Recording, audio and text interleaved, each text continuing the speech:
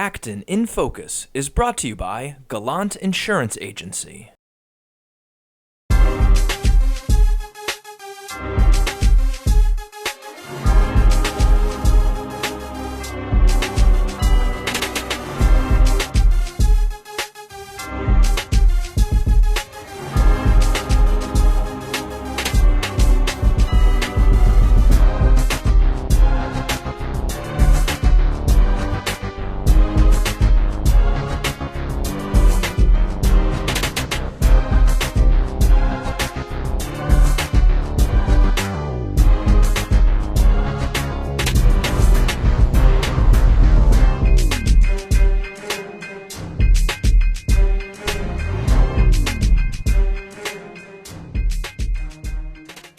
Welcome to Acton in Focus. I'm Vivian Birchall, your host, and this is our first in-studio show for this year. So I'm excited to host the Friends of the Acton Library, and with me is Pat and James, who I'm going to ask to introduce themselves. Welcome to the show.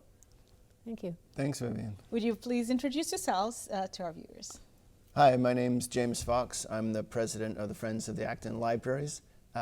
I've been living in Acton for almost 7 years and took over from Carol Dumbluski, who was president before me. And I've really enjoyed this time so far. We actually moved here from Somerville, where I was the president of the Friends of the Library there as well. But it's been a great time, and we look forward to engaging with you today.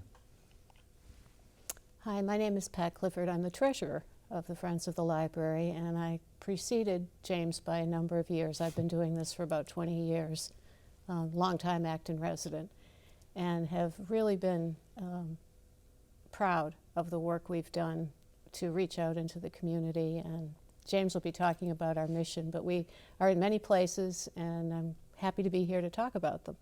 Absolutely. I know when we hear the word library in itself, the first thing that comes to mind is literacy or reading. But then this is Friends of the Library. So could you tell us, what is this organization? How did it start?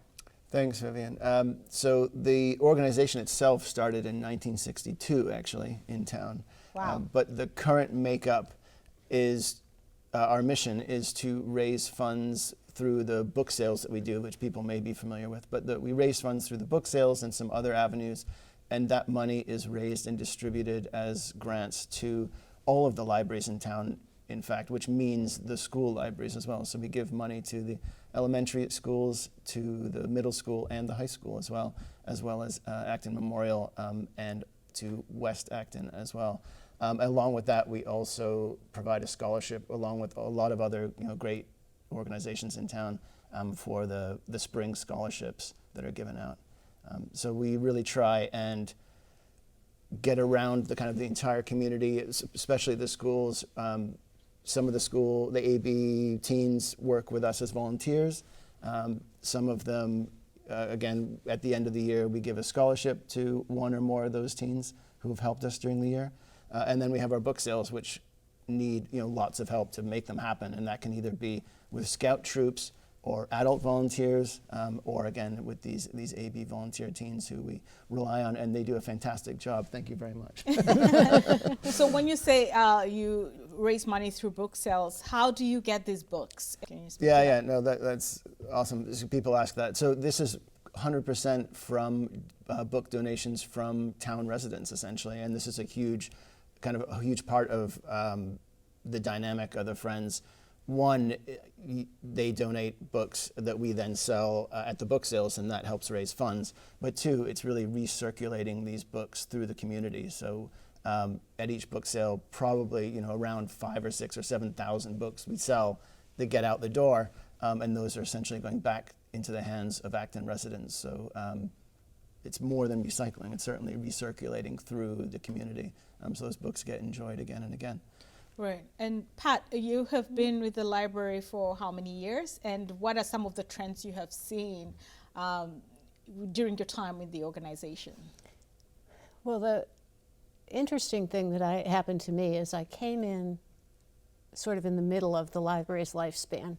So we had some people who were very dedicated, who I only knew casually, who put this organization together in the 60s. And then I came along much later than that with the second generation of leadership, who James mentioned, Carol, Dina Ferrara, some of the other people, Gary Gruce, who's still on the board, Maureen Jones, a lot of folks in town who picked up that responsibility and carried it forward.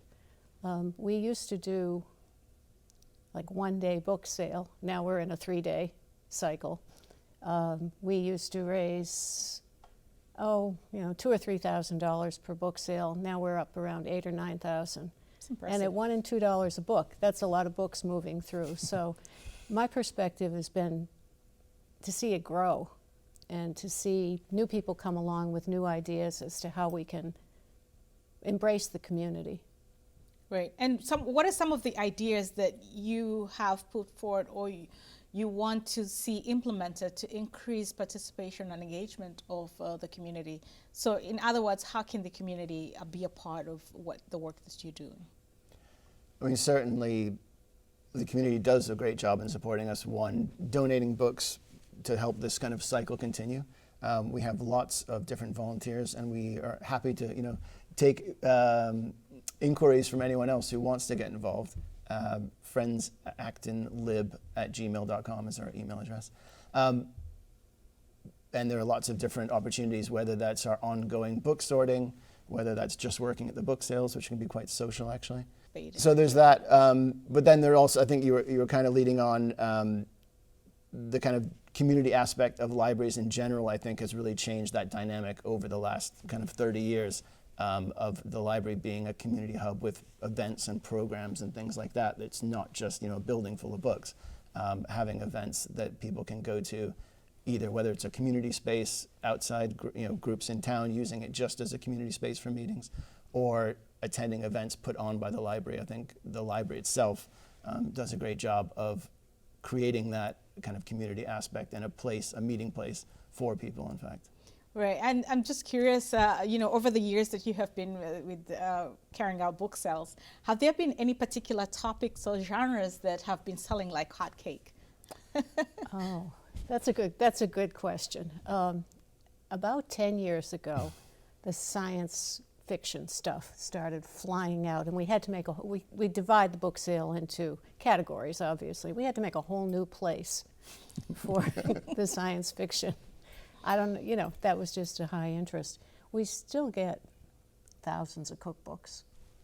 Cookbooks are huge. Yeah. Yeah. They come in and they go out. And everybody's always glad to have a new one. Children's books, which we manage a whole separate area. We have kind of volunteer specialists in children's materials. Books, CDs, not DVDs, Yeah. still some, yeah, that kind of thing. A lot of picture books, but the groups, the serials, like Ghostbusters or Magic Tree House, or what are they reading now? I don't even know. Right. But Boxcar Children. Right. People will give us a whole shelf of these books, and somebody will come along and say, oh, we haven't seen these. These are the old ones, and grab them up. So we've seen, based on our customers' interests. Yeah, and then the other thing that I've always been curious about, because of I speak English as my third language, but there are many people in our community who do not have English as their first language. Do you see many language books in your circulation? More and more. Okay. Yep, and there's a whole dedicated foreign language section. If you come to the book sale, it'll be at the back wall, on the back table, which is either books in other languages or teaching materials, dictionaries in multiple languages as well. So it's either books in other languages or materials so people can learn new languages as well. But yes, and you do see which languages change sort of over time. There's certainly been a bit of that as well. All right. Yeah. So getting back to the organization itself, what is its structure, and if somebody wants to be a part of it? Yep. So we have a board. I think there's actually 8 or 9 of us on the board now. So we've grown a little bit recently, which is fantastic. Plus one student. Plus one student, plus one AB student. So we always have an AB teen on the board each year, but going forward, and someone will take over. So thank you, Avery Matthews, by the way, at AB, for her, I think, 4 years of help on the board so far. But she's a senior this year. And we meet not every month, but every couple of months we have a board meeting. But it is really kind of based around these book sales. We do sometimes do other events ourselves. We certainly work with the Acton Memorial Library to either have events there or at other community events like the Oktoberfest. I think we saw you there a couple years ago. The apple pie thing was fun. Yes, exactly. We had an apple pie baking competition a couple weeks ago, which was really fun. So we do some of our own events, but it is based kind of around raising grant money for, as I say, for all the libraries in town, and that is kind of the slight difference between our friends group and other friends groups. So providing some money to the school librarians so they can do extra things as well, whether that's having an author in to the high school, for example, or buying extra materials or whatever it might be. So that's like a little extra thing that's part of our remit that's kind of unusual with other friends groups. So on average, what is the frequency of your book sales? We do 3 a year. Not sure when this program comes out, but it's next weekend actually is the next one. January 28th and 9th is the next book sale. Then we'll do one in June and then one in October. So we always have one in kind of the winter, early summer, and then in the fall as well. And there really is enough, there's certainly enough activity to sustain those 3. I think there had been wonders in the sort of Friends of Libraries kind of ecosystem. Are people still buying books? Are they still giving books and that sort of thing? And it absolutely has been. We get donations all the time, so it's really amazing the quality of materials that we get. So we're really thankful to the community for that. We also have in the library lobby a bookshelf it's probably, if you connected these 3 together, it's about that much shelf space. So anytime someone's in the library and they're looking for a book to take on a trip that they don't want to carry a big, heavy, hardbound book, there are books there for sale. There are children's books there. So we call it our ongoing book sale, and it's like our advertising as well. That's a great move and a great strategy because there's so many people who use the library. Yeah. So is there anything that we haven't talked about that is connected to the Friends of the Acton Library that we would like our viewers to know? I think I really want to thank all our volunteers who are ongoing and all the people that donate books to us. Both those groups, without them, we honestly, we need that, and that's part of this whole kind of circle of literacy, I guess you could call it, and in a bigger sense that goes on. And then also just to thank all the librarians in town, whether that's at the schools or at the 2 library branches themselves. Right. Pat, anything?